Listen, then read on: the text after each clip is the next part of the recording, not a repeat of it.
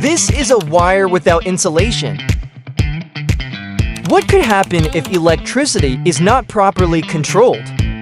Direct contact can be extremely dangerous. It can lead to electric shock or serious injury.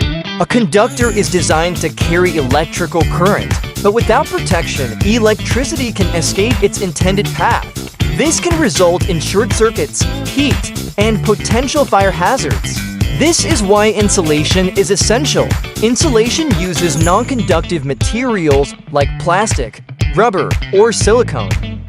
It keeps electrical current flowing safely within the conductor. It also protects against moisture, heat, and mechanical damage. Without insulation, electricity becomes unsafe to use. Insulation makes electricity controlled, reliable, and safe.